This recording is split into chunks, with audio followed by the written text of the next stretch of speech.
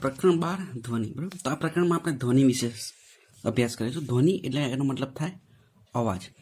આપણે જે બોલીએ છીએ, બરાબર છે, પંખીઓ બોલે છે, પ્રાણીઓ બોલે છે, બરાબર, દરેકનો અવાજ અલગ અલગ હોય. અમુક અવાજ છે તીણો હોય, બરાબર, અમુક કકરો હોય, બરાબર, છોકરીનો તીણો હોય, છોકરાનો કકરો હોય. તો આ ધ્વનિ છે. ધ્વનિ શું છે? આપણે કાન દ્વારા સાંભળીએ છીએ, બરાબર છે. તો શું, ધારો કે હું અહીંયા બોલું છું, બરાબર, તો બીજા વ્યક્તિ સુધી કેવી રીતે પહોંચશે? તો હવાના માધ્યમ દ્વારા એ ધ્વનિનું પ્રસરણ થાય. બરાબર, તો આપણે આપણા ગળામાં જે સ્વર પેટી છે એનાથી આપણે બોલી શકીએ છીએ, અલગ અલગ અવાજ કાઢી શકીએ છીએ, અલગ અલગ શબ્દો બોલી શકીએ. બરાબર, હવાના માધ્યમથી એ પહોંચે અને વ્યક્તિના કાનમાં એ વાગે એટલે શું થાય? ત્યાં સંવેદના ઉત્પન્ન થાય અને એને સાંભળી શકે છે. બરાબર છે. તો આ છે ધ્વનિ. આપણે રોજિંદા જીવનમાં જુદા જુદા સ્ત્રોતો જેવા કે માનવો, પક્ષીઓ, ઘંટડીઓ, મશીનો, વાહનો, ટેલિવિઝન, રેડિયો વગેરેનો ધ્વનિ સાંભળીએ છીએ. ધ્વનિ એટલે કે અવાજ. ધ્વનિ ઉર્જાનું એક સ્વરૂપ છે જે આપણા કાનમાં શ્રવણની સંવેદના ઉત્પન્ન કરે છે. હવે ઉર્જા છે કઈ રીતે? બરાબર, આપણે જોઈએ તો લાઉડ સ્પીકર હોય, બહુ મોટો અવાજ હોય તો કાનમાં વાગે. બરાબર છે. એટલે કે શું, એની અંદર એક ઉર્જા પણ છે.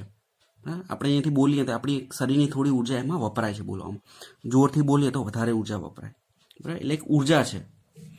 ઉર્જાના અન્ય સ્વરૂપો પણ છે, જેમ કે યાંત્રિક ઉર્જા, ઉષ્મા ઉર્જા, પ્રકાશ ઉર્જા. યાંત્રિક ઉર્જા એટલે કે જે મશીનની ઉર્જા છે, ગતિ ઉર્જા અને સ્થિતિ ઉર્જાનો સરવાળો. આપણે જે યંત્રો હોય છે મશીનો એમાં. પછી ઉષ્મા ઉર્જા, તો ગરમી છે, ગરમાવો, એ ઉષ્મા ઉર્જા. પ્રકાશ ઉર્જા, જે આપણે જોઈ શકીએ છીએ, સૂર્યમાંથી પ્રકાશ આવે છે અને આપણે બધી વસ્તુઓને જોઈ શકીએ છીએ અજવાળામાં, તે પ્રકાશ ઉર્જા છે. આગળના પ્રકરણોમાં આપણે યાંત્રિક ઉર્જાનો અભ્યાસ કરી ચૂક્યા છીએ. તમે ઉર્જા સંરક્ષણનો નિયમ પણ ભણ્યા છો, જે દર્શાવે છે કે આપણે ઉર્જા નથી ઉત્પન્ન કરી શકતા કે નથી તેનો નાશ કરી શકતા. એટલે કે ઉર્જા છે ને એ અચળ રહે છે. બરાબર છે. દુનિયાનો જથ્થો ઉર્જાનો, ધારો કે આપણે કોલસો લઈએ તો એમાં રાસાયણિક ઉર્જા છે. બરાબર, હવે એને જ્યારે આપણે બાળીએ તો શું થાય? આપણને પ્રકાશ મળે અને ઉષ્મા ઉર્જા. તો પ્રકાશ ઉર્જા અને ઉષ્મા ઉર્જા. એટલે અહીંયા શું થયું? રાસાયણિક ઉર્જા ફેરવાઈ ગઈ પ્રકાશ ઉર્જા અને ઉષ્મા ઉર્જામાં. બરાબર, પણ ઉર્જાનો જથ્થો અચળ જ રહે. એ રીતે આપણે ઘરમાં જે વીજળી આવે છે તો એ શું થાય છે? વિદ્યુત ઉર્જાનું રૂપાંતર થાય પ્રકાશ ઉર્જામાં. બરાબર, પછી પંખો છે તેમાં શું થાય? વિદ્યુત ઉર્જાનું પવન ઉર્જામાં. એટલે કે ઉર્જા સંરક્ષણ થાય છે, એક સ્વરૂપમાંથી બીજા સ્વરૂપમાં બદલાય, પણ એનો જથ્થો અચળ રહે છે. આપણે તેને ફક્ત એક સ્વરૂપમાંથી બીજા સ્વરૂપમાં રૂપાંતરિત કરી શકીએ છીએ. જ્યારે તમે તાળી પાડશો ત્યારે ધ્વનિ ઉત્પન્ન થાય. એટલે આપણે તાળી પાડીએ ત્યારે શું થાય? જે આપણે બે હાથથી જે આપણે શરીરની શક્તિ છે એ વાપરીએ છીએ ઉર્જા, એનાથી આપણે અવાજ ઉત્પન્ન કરીએ છીએ. એટલે આપણે શું કર્યું? આપણે ઉર્જાનો ઉપયોગ કર્યો ધ્વનિ ઉત્પન્ન કરવા માટે. તો આ પ્રકરણમાં આપણે એના વિશે જ અભ્યાસ કરીશું કે ધ્વનિ કેવી રીતે ઉત્પન્ન થાય છે. તો આપણા ગળામાં જે સ્વર પેટી છે એનાથી ધ્વનિ ઉત્પન્ન થાય છે, બોલીએ છીએ. બરાબર, એના સિવાય આપણે જે સાધનો આવે છે, જે રીતે ગિટાર છે, પછી અલગ અલગ પિયાનો છે, મ્યુઝિકના જે સાધનો, એનાથી પણ ધ્વનિ ઉત્પન્ન થાય છે, સ્પીકરથી પણ થાય છે. બરાબર છે. પછી પ્રસરણ, તો આપણા જે હવાના માધ્યમ દ્વારા આપણને ધ્વનિ સંભળાય છે. બરાબર, હવે ચંદ્ર પર ધારો કે ધડાકો થતો હોય તો આપણને અહીંયા ના સંભળાય. કેમ? કારણ કે ચંદ્ર અને પૃથ્વીની વચ્ચે અવકાશ છે અને અવકાશમાં ધ્વનિ પ્રસરણ નથી પામતો. ધ્વનિ હંમેશા માધ્યમમાં જ પ્રસરણ પામે, એટલે શૂન્યાવકાશ છે, શૂન્યાવકાશ.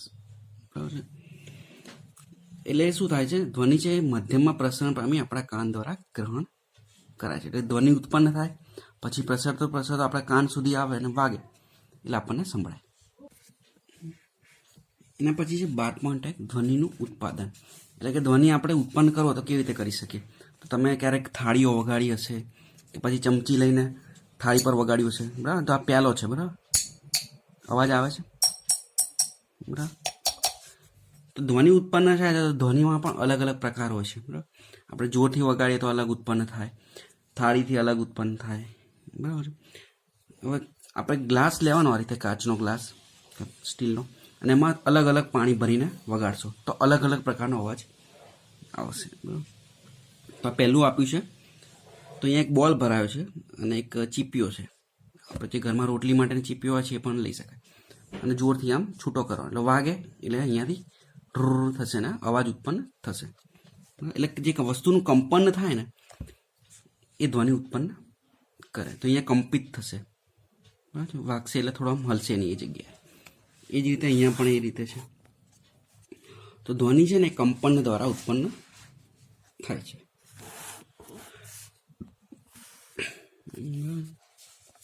અત્યાર સુધી વર્ણવેલ પ્રવૃત્તિઓમાં આપણે કંપિત ધ્વનિ ચીપિયામાં આઘાત દ્વારા ધ્વનિ ઉત્પન્ન કરે, એટલે કે કંઈક માર માર્યો, આઘાત એટલે કે કંઈક આપણે એને બળ આપ્યું, બરાબર, આઘાત આપ્યો, એનાથી એ ઉત્પન્ન થયો.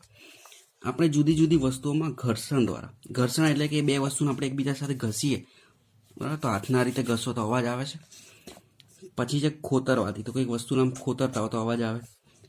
પછી ઘસવાથી, બરાબર, તો પથ્થરના આમ ઘસતા હોઈએ, બરાબર, કોઈ કાચ પેપરથી કે હવા ફૂંકીને, તો તમને ખ્યાલ હશે કે પેલી સિસોટી હોય છે તેમાં આપણે શું કરીએ, હવા મારીએ, ફૂંકીએ અને અવાજ ઉત્પન્ન. અથવા તેને હલાવીને, તો કોઈ વાસણનું પાત્ર હોય તેમાં આપણે હલાવીએ તો પણ અવાજ ઉત્પન્ન થાય. તો બરાબર, તો આ રીતે બધી અલગ અલગ રીતો દ્વારા આપણે ઉત્પન્ન કરી શકીએ છીએ. આ જે ઉપરની રીત હતી એ આઘાતની હતી, એટલે આપણે માર મારીએ. આપણે વસ્તુઓને કંપિત કરીએ છીએ અને ધ્વનિ ઉત્પન્ન કરીએ છીએ. કંપિત થવું એટલે કે એક જ જગ્યાએ એનું આમ ફરફર કરવું, વાઇબ્રેશન જેને કહીએ અંગ્રેજીમાં. કંપનનો અર્થ એ થાય છે કે વસ્તુની ઝડપથી વારંવાર આમ તેમ કે આગળ પાછળ ગતિ, બરાબર છે. તો એક જ જગ્યા પર આગળ પાછળ ગતિ કરતો હોય તો એને કહેવાય કંપિત થઈ રહ્યો છે. તો ચીપિયો હોય છે, તમે ચીપિયાને મારજો તો થશે. મનુષ્યમાં ધ્વનિ તેના વાક તંતુઓના કંપનના કારણે ઉત્પન્ન થાય છે. તો આપણા ગળામાં જે સ્વર પેટી છે ત્યાં પણ એક તંતુઓ હોય છે, બરાબર, જેનાથી અલગ અલગ સ્વરો ઉત્પન્ન થાય. સારા ગામા પધાની 7 સ્વરો છે, બરાબર. જ્યારે કોઈ પક્ષી પોતાની પાંખો ફફડાવે છે ત્યારે કોઈ ધ્વનિ સાંભળો છો તો હા, પાંખો ફફડાવે ત્યારે પણ એક અવાજ આવે છે. પછી બીજું ઉદાહરણ આપ્યું છે રબર બેન્ડ. તો રબર બેન્ડને આપણે ખેંચીએ અને છોડી દઈએ ત્યારે પણ થોડોક ધ્વનિ ઉત્પન્ન થાય, બરાબર. ધ્વનિનું પ્રસરણ એટલે કે ધ્વનિનું એક સ્થાનેથી બીજા સ્થાને જવું એને કહેવાય પ્રસરણ. તો કંપિત વસ્તુઓ દ્વારા ધ્વનિ ઉત્પન્ન થાય છે. જે દ્રવ્ય અથવા પદાર્થમાંથી ધ્વનિનું પ્રસરણ થાય છે તેને માધ્યમ કહે છે. તો તમે ક્લાસમાં બેઠા હો, બરાબર, તો સર તમને કંઈક બોલતા હોય તો એ શું થાય, સર બોલ્યા પછી એ જશે માધ્યમમાં અને પછી એ તમારા કાન સુધી આવશે. તો માધ્યમ શું થશે, અહીંયા હવાનું માધ્યમ થશે, બરાબર. હવાની જગ્યાએ પાણીનું માધ્યમ પણ હોઈ શકે છે, બરાબર. તે ઘન, પ્રવાહી કે વાયુ હોઈ શકે છે, બરાબર. ઘન એટલે કે જે બરફ છે ઘન, પ્રવાહી એટલે કે પાણી, અને વાયુ એટલે કે આપણી જે હવા છે વરાળ એ વાયુ. તો કોઈ પણ માધ્યમ હોઈ શકે છે. કોઈ સ્ત્રોતમાંથી ઉત્પન્ન થતો ધ્વનિ સાંભળનાર વ્યક્તિ સુધી કોઈ માધ્યમમાં પસાર થઈને જ પહોંચે છે. એટલે વચ્ચે કોઈ માધ્યમ તો હોય જ, બરાબર. આપણે મોબાઈલમાં વાત કરીએ તો એમાં પણ હવાનું માધ્યમ હોય છે, બરાબર છે. પછી આપણે જે ઘરનું જે લેન્ડલાઇન છે જે તેની અંદર હોય તો એનો આખો વાયર હોય છે, બરાબર. એટલે કંઈક માધ્યમ તો હોય જ. એ વાયર છે એ ઘન માધ્યમ છે. જ્યારે કોઈ વસ્તુ કંપન કરતી હોય ત્યારે એની પોતાની આસપાસ રહેલા માધ્યમના કણોને કંપિત કરે છે. એટલે કે આપણે જે હવા છે તો શું કરશે, હવાને કંપિત કરશે, બરાબર છે. એટલે શું થશે, આપણે જોઈએ તો ધ્વનિ છે અમુક દૂર સુધી જ સંભળાય, પણ એનાથી વધારે દૂર ના સંભળાય, બરાબર છે. એટલે કે જ્યાં સુધી કંપન પહોંચી શકે ત્યાં સુધી પહોંચે. તમે જ્યારે પાણીની અંદર પથ્થરો નાખ્યો હશે તો આ રીતે કંપન ઉત્પન્ન થયા છે, બરાબર. તો એ જ રીતના કંપનો હવામાં ઉત્પન્ન થાય. આ કણ કંપિત વસ્તુથી આપણા કાન સુધી જાતે ગતિ કરીને પહોંચતો નથી, બરાબર. એટલે કે શું થશે, કંપન છે ને એક એક કરીને પહોંચશે. ધારો કે આ દોરી છે, બરાબર છે, એમાં તમે એક ઝાટકો આપો તો શું થાય, ઝાટકો પહેલાં અહીંયા હોય, પછી એ થોડેક વાર રહીને અહીંયા જતો રહેશે, પછી આગળ જતો રહેશે, બરાબર. જે રીતે તમે પાણીમાં જોયું છે તો તળાવમાં તમે પથ્થર નાખો તો એક ગોળ ફરતું આમ ઉત્પન્ન થાય કંપન, બરાબર છે. પછી આગળ જાય અને છેલ્લે પતી જાય. તો તમે ચોમાસામાં કર્યા હશે તો એમાં શું થાય છે કે પાણી ત્યાંનું ત્યાં જ રહેશે, ખાલી જે કંપન છે વિક્ષોભ એ આગળ પહોંચતો જાય છે. તો આ રીતે પહોંચે. સૌ પ્રથમ કંપિત વસ્તુના સંપર્કમાં રહેલ માધ્યમનો કણ પોતાની સંતુલન સ્થિતિમાંથી સ્થાનાંતરિત થાય છે. તો પાણી હોય તો શું થાય, તળાવ હોય તો શું થાય કે અહીંયા છે તેની આજુબાજુના કારણો છે એ કંપિત થશે, ઉપર નીચે થશે. પછી ધીમે ધીમે વિક્ષોભ આગળ જતો તે પોતાની બાજુમાં અડીને રહેલા કણો પર એક બળ લગાવે છે, જેના પરિણામ સ્વરૂપ સંલગ્ન કણો પોતાની સંતુલિત અવસ્થામાંથી સ્થાનાંતરિત થાય છે. તો તમે જે પાણીવાળું જોયું હશે, જ્યારે પાણીમાં પથ્થર નાખો ત્યારે કેવી રીતે થાય છે, તો એ એકબીજાને સંતુલિત ધીરે ધીરે વિક્ષોભ આગળ વધતો જાય. એટલે શું કરે, પહેલા કણ છે કંપિત થયો, પછી એ બળ લગાડશે બીજા કણ ઉપર, એટલે કંપન અહીંયા આવી જશે, પછી અહીંયા આવી જશે, એ રીતે આગળ જતું જશે. નજીકના કણનું સ્થાનાંતર થયા બાદ પ્રથમ કણ પોતાની મૂળ સ્થિતિમાં પાછો આવે છે. બરાબર. તો ધારો કે આ દોરી છે, દોરીને તમે હાથથી અહીંયા ઝાટકો આપ્યો તો અહીંયા આવ્યું, પછી પાછું આ જે કણ હતો અહીંનો દોરીનો એ પાછો એની જગ્યાએ આવી ગયો. બરાબર. અને આ કણ ઉપર ગયો, પછી આ કણ અહીંયા પાછો આવી જશે મૂળ અવસ્થામાં અને બીજા જશે. તો આ રીતે શું થાય છે, જે તરંગ છે ધ્વનિ એ આગળ વધે છે. માધ્યમમાં આ પ્રક્રિયા ત્યાં સુધી ચાલતી રહે છે જ્યાં સુધી આપણા કાન સુધી ધ્વનિ ના પહોંચે.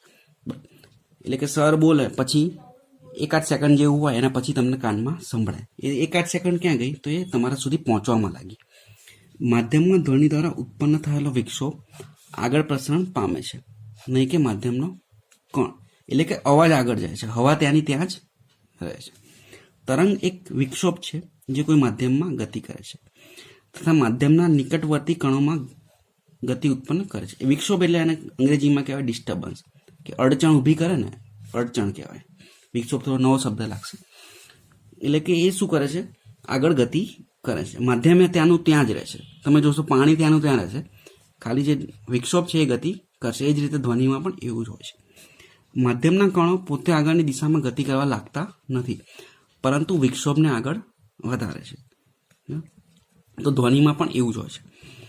કોઈ માધ્યમના ધ્વનિના પ્રસરણ વખતે આ મુજબની પ્રક્રિયા થાય છે, તેથી ધ્વનિને તરંગ સ્વરૂપે જ ઓળખી શકાય. તરંગ એટલે કે આ રીતનું હોય, વિક્ષોભ આ રીતે ફરતો જાય તો આ રીતનું હોય તેને કહેવાય તરંગ. ધ્વનિ તરંગોની લાક્ષણિકતા માધ્યમના કણોની ગતિ દ્વારા દર્શાવવામાં આવે છે તથા તેને યાંત્રિક તરંગો કહે છે. તો ધ્વનિ તરંગોને યાંત્રિક તરંગો પણ કહેવાય છે. ધ્વનિના પ્રસરણ માટે હવા સૌથી સામાન્ય માધ્યમ છે. એટલે કે મોટે ભાગે આપણે બોલતા હોઈએ તો એની વચ્ચે હવાનું માધ્યમ હોય છે. તો ધ્વનિનું પ્રસરણ અહીંયા નીચે આપેલું છે, બરાબર છે. તો અહીંયા આકૃતિ જો એટલે ખ્યાલ આવશે. તો આ ચીપિયો હતો, બરાબર છે, જે રોટલીનું શીખવા માટેનો ચીપિયો આવે છે એ જ લઈ લો, બરાબર.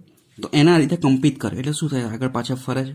તો હવે એ કરશે શું, તો જે આની આજુબાજુના જે નજીકના જે હવાના તરંગો છે, હવા છે હવાનું માધ્યમ, એમાં આ રીતે શું કહેવાય દબાણ ઉત્પન્ન કરશે. એક દબાણ, વધુ દબાણ, ઓછું દબાણ. આ ઓછું દબાણ છે, આ વધુ દબાણ છે.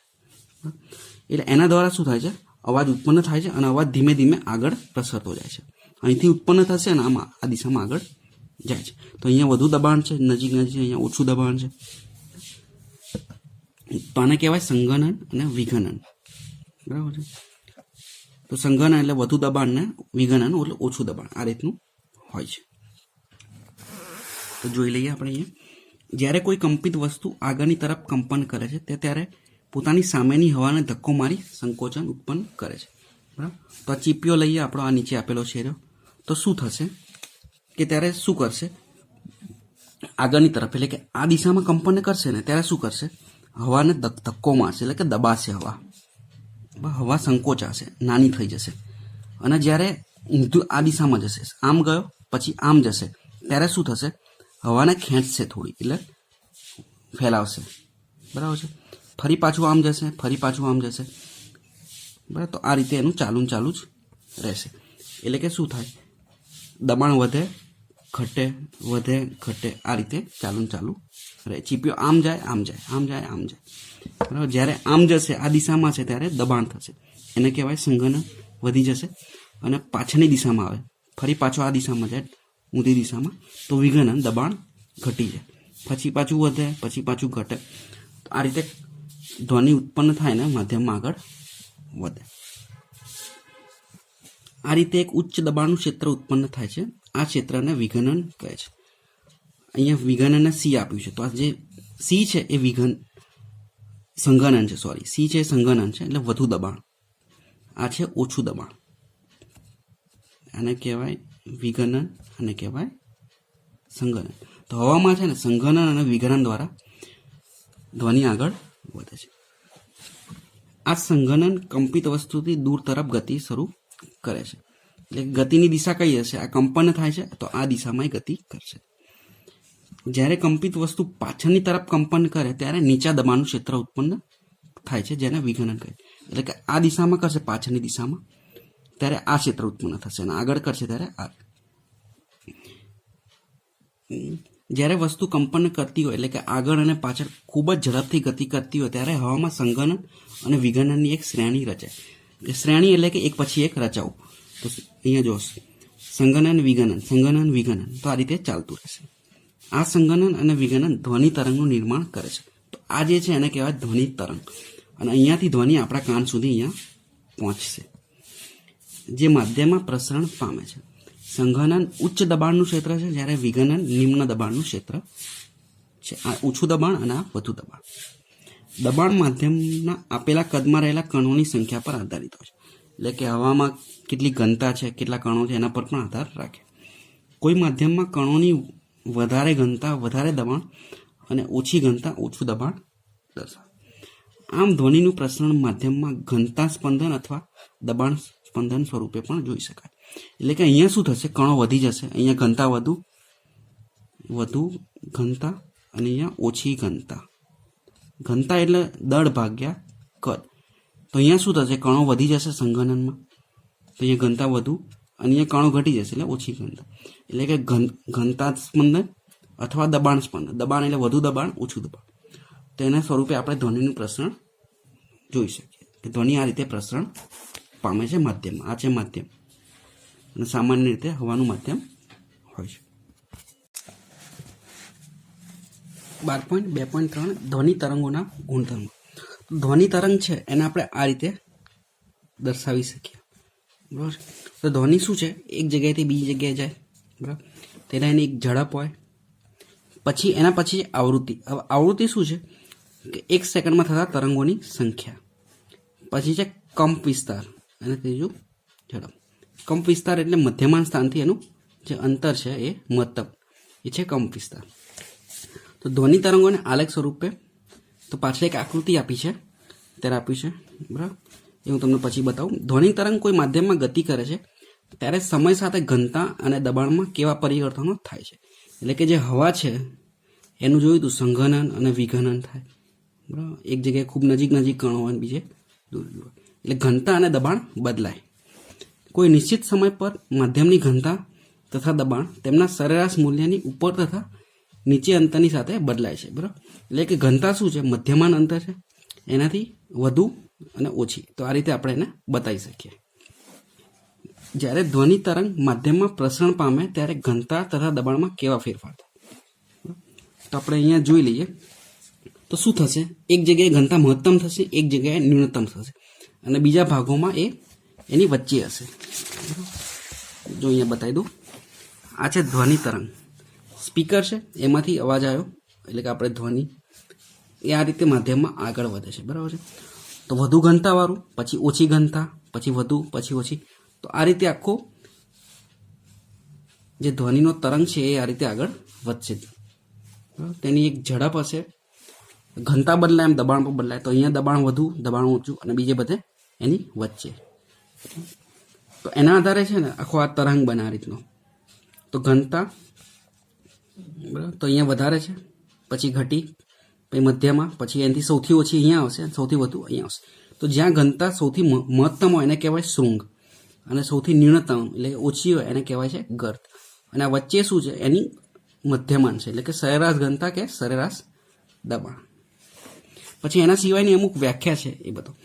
હવે ગર્ત છે ને એટલે કે ખાડો થાય અને આ છે શું છે ટોચ. બરાબર. હવે એના સિવાયની અમુક વ્યાખ્યાઓ છે. એક છે તરંગ લંબાઈ. તો આ જે લેમડા છે એને કહેવાય છે તરંગ લંબાઈ. એનો મતલબ શું થયો કે બે ક્રમિક શૃંગ અથવા બે ક્રમિક ગર્ત એના વચ્ચેનું અંતર. તો આ બે ક્રમિક ગર્ત છે તેની વચ્ચેનું અંતર છે એ પણ તરંગ લંબાઈ કહેવાય અને આને પણ તરંગ લંબાઈ જ કહેવાય. આ બે ક્રમિક શૃંગ વચ્ચેનું અંતર. જે તરંગ લંબાઈ છે ને એને મીટરમાં માપવામાં આવે છે. એટલે લેમડા છે ને એનો એકમ છે મીટર અને એસઆઈ એકમ છે. હવે એના પછી આપણે અહીંયા સમજીએ. હવે આવૃત્તિ શું છે?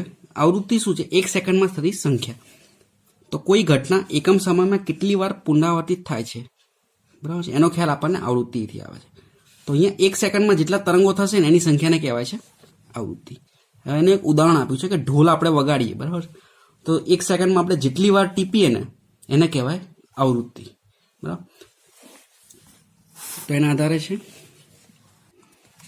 એના પછી છે એક દોલન. તો એક દોલન કેને કહેવાય કે આ રીતે એક આખું પૂરું થાય એને કહેવાય એક દોલન. જ્યારે ધ્વનિ કોઈ માધ્યમમાં પ્રસરણ પામે છે ત્યારે માધ્યમની ઘનતા કોઈ મહત્તમ તથા લઘુત્તમ મૂલ્યોની વચ્ચે બદલાય છે. તો આ છે મહત્તમ, આ છે લઘુત્તમ. ઘનતા અધિકતમ મૂલ્યથી લઘુત્તમ મૂલ્ય સુધી જઈ ફરી અધિકતમ મૂલ્ય સુધી પહોંચે ત્યારે એક દોલન પૂરું થાય છે. તો ઢોલ માટે લઈએ તો એકદમ વધુ અવાજ પછી એકદમ ઓછો અવાજ, એની વચ્ચે આખું વાગતું રહે. તો આ ઢોલનો અવાજ આપણે લઈ લઈએ તો પહેલું વગાડ્યું પછી બીજી વાર વગાડ્યું, બરાબર, એ રીતે આખું વાગતું જ રહેશે. તો આને કહેવાય એક દોલન. તો મહત્તમથી લઈને ન્યૂનતમ થાય ને ન્યૂનતમથી મહત્તમ થાય તો આને કહેવાય દોલન. આ એક દોલન થયું, બરાબર. હવે આવા 1 સેકન્ડની અંદર થતા દોલનોની સંખ્યાને આવૃત્તિ કહેવાય. તો એકમ સમયમાં થતા દોલનોની કુલ સંખ્યાને ધ્વનિ તરંગની આવૃત્તિ કહે છે. એકમ સમય 1 સેકન્ડ જ લેવાતો હોય છે, બરાબર, પણ બીજો મિનિટ પણ લઈ શકીએ. જો આપણે એકમ સમયમાં આપણી પાસેથી પસાર થતા સંઘનો અથવા વિઘનોની સંખ્યા ગણીએ તો આપણને ધ્વનિ તરંગની આવૃત્તિ મળે છે. તો 1 સેકન્ડમાં થાય છે એનો મતલબ શું થશે? એક જગ્યાએથી 1 સેકન્ડમાં પસાર થશે સંઘનનો કાં તો વિઘનનો. એને ગ્રીક અક્ષર મ્યુ વડે દર્શાવાય છે, બરાબર. આવૃત્તિનો એકમ મ્યુ છે. તેનો એસઆઈ એકમ હર્ટ્ઝ છે, એચઝેડ. તો આ તમે ઘણી જગ્યાએ જોયું હશે, તમારે FM રેડિયોમાં એચઝેડ લખેલું હશે, બરાબર, મેગા હર્ટ્ઝ લખેલું હોય કાં તો હર્ટ્ઝ હોય. પછી એના પછીની વ્યાખ્યા છે તરંગનો આવર્તકાળ. આવર્તકાળ એટલે કે એક તરંગ પછી એક તરંગ જે સમય લે છે એને આવર્તકાળ થઈ ગયો. તો તરંગ અહીંથી શરૂ થઈને અહીંયા જશે, આ તરંગ તેનો જે સમય લાગશે આટલો તો એને કહેવાય આવર્તકાળ, એને કહેવાય ટી વડે. અને આવૃત્તિ અને આવર્તકાળ વચ્ચેનો સંબંધ છે મ્યુ બરાબર 1/T. મ્યુ શું છે? આવૃત્તિ, અને ટી છે આવર્તકાળ. એટલે કે કેટલા સમયમાં પુનરાવર્તન થાય છે એ આવર્તકાળ છે, અને કેટલી વાર થાય છે એ આવૃત્તિ છે. એના પછી આપણને આપેલું છે કે 2 વાજિંત્રો હોય, એક વાયોલિન અને વાંસળી. તેનો વગાડીએ તો એનો અવાજ આપણને એક સરખો સમયમાં પહોંચશે, પણ એનો અવાજ જુદો જુદો હશે. એકનો તીણો હોય, એકનો ઘાટો હોય, કોકનો મધ્યમ હોય. તો બંને ધ્વનિ એક જ માધ્યમમાં ગતિ કરી આપણા કાન સુધી સમાન સમયમાં પહોંચે છે. સ્ત્રોતને ધ્યાનમાં લીધા સિવાય ઉત્પન્ન થતો ધ્વનિ સમાન વેગથી ગતિ કરે છે. એટલે કે હવામાં જે ધ્વનિ છે એની ઝડપ સરખી જ હોય છે. પછી આપણે સિસોટી વગાડીએ કે પછી બોમ્બ ફોડીએ, ઝડપ સરખી જ હોય છે. એનો અવાજ છે એ ઊંચો કે ઓછો હોય, બરાબર. કોઈ ઉત્સર્જિત ધ્વનિની આવૃત્તિનું આપણું મસ્તિષ્ક કેવું અર્થઘટન કરે છે તેને પિચ કહે છે, બરાબર. તો એના માટે નીચે આપેલું છે એ જોઈ લઈએ. આ છે નીચા પીચના ધ્વનિ તરંગો અને ઊંચા પીચના ધ્વનિ તરંગો. તો અહીંયા જોઈએ કે તરંગ વધારે છે, આવૃત્તિ વધારે છે. 1 સેકન્ડમાં એ ઘણા બધા તરંગો નજીક છે, એટલે આવૃત્તિ વધુ અને અહીંયા ઓછી છે. હવે અલગ અલગ વસ્તુઓ લઈએ, કોઈ પણ સંગીતના સાધન લઈએ, સિસોટી હોય કે પછી વાયોલિન હોય, ગિટાર હોય, તો બધા છે ને અલગ અલગ આવૃત્તિઓ સાથે કંપન કરે, અને જે અવાજ ઉત્પન્ન થશે ને એ પણ અલગ અલગ હશે, જુદી જુદી પીચ ધરાવતો ધ્વનિ ઉત્પન્ન કરે છે. પછીની વ્યાખ્યા છે કંપ વિસ્તાર. તો કંપ વિસ્તાર કોને કહેવાય? આ તરંગ છે તેનું જે મધ્યમાન આવે ઘનતાવાળું, તો એનાથી ઉપરના કે નીચેના આ જે માપ છે અડધું માપ, એને કહેવાય કંપ વિસ્તાર, અને એને દર્શાવાય છે કેપિટલ એ વડે. તો આનો કંપ વિસ્તાર કેટલો થશે? આટલો. તો અહીંયા વ્યાખ્યા આપી છે, કોઈ માધ્યમમાં પ્રારંભિક અવસ્થાની કોઈ એક બાજુ રહેલા મહત્તમ વિક્ષોભના સરેરાશ મૂલ્યને તરંગનો કંપ વિસ્તાર કહે છે. તેને સામાન્ય રીતે એ સંજ્ઞા વડે દર્શાવાય છે. પછી એના અવાજ વિશે છે. આપણે જે કહીએ છીએ કે વોલ્યુમ જેને કહીએ છીએ, અવાજ, વધુ અવાજ અને ઓછો. તો વધુ અને ઓછો અવાજનો મતલબ શું? કે ધીમો અવાજ હશે એનો જે કંપ વિસ્તાર છે એ નાનો હશે, અને વધુ અવાજ હશે એનો કંપ વિસ્તાર, આ જે કંપ વિસ્તાર છે મહત્તમ મૂલ્ય એ મોટું હોય છે, બરાબર. એટલે જેમ જેમ આપણે અવાજ વધારીએ તો આ તરંગ છે ને કંપ વિસ્તાર છે વધી જાય. ટીવીમાં કે રેડિયોમાં કે મોબાઈલમાં અવાજ વધારીએ એનો મતલબ આ થાય. તો આ છે પ્રબળ ધ્વનિ, તે લાઉડ સ્પીકરો ને એમાં જે અવાજ આવે છે પ્રબળ ધ્વનિ. અને મૃદુ ધ્વનિ એટલે કે મોબાઈલનો અને બરાબર, તેનો અવાજ. પછી એના પછી છે કે ધ્વનિની ગુણવત્તા, એટલે કે આપણે જે બોલીએ છીએ સંગીતમાં 7 સ્વર હોય છે, સા રે ગ મ પ ધ ની સા, બરાબર. તો ધ્વનિની ગુણવત્તા અથવા એવી લાક્ષણિકતા છે જે આપણને સમાન પીચ અને તીવ્રતા ધરાવતા ધ્વનિઓને એકબીજાથી જુદા પાડવાની ક્ષમતા આપે છે. એટલે કે સમાન તીવ્રતાવાળા હોય તો આપણે ધ્વનિને અલગ કરી શકીએ. જે ધ્વનિ સુખદ અનુભવ આપે છે તેની ગુણવત્તા વધુ સારી ગણાય. એટલે આપણે ગીતો સાંભળીએ તો આપણને મજા આવે, પણ આપણે ટ્રાફિકનો કે બહાર રસ્તા પરનો અવાજ સાંભળીએ હોર્નનો ને એનો તો આપણને ન ગમે. તો સારું ધ્વનિ હોય એને સ્વર કહેવાય. તો એક જ આવૃત્તિ ધરાવતા ધ્વનિને ટોન કહે છે. તો અહીંયા એક જ આવૃત્તિ છે એટલે આને કહેવાય ટોન. પણ એના સિવાય આપણે તમે જોયું હશે તો જે ગીતોનું વાગતું હોય તો આ રીતના આખો ધ્વનિ હોય, બરાબર છે. તો આની અંદર એક નથી વધારે આવૃત્તિઓ હોય છે. તો આવૃત્તિઓના મિશ્રણથી ઉત્પન્ન થતા ધ્વનિને સ્વર કહે છે અને તે સાંભળવામાં કર્ણપ્રિય હોય છે. ઘોંઘાટ કર્ણપ્રિય હોતો નથી. ઘોંઘાટ એટલે નકામો અવાજ.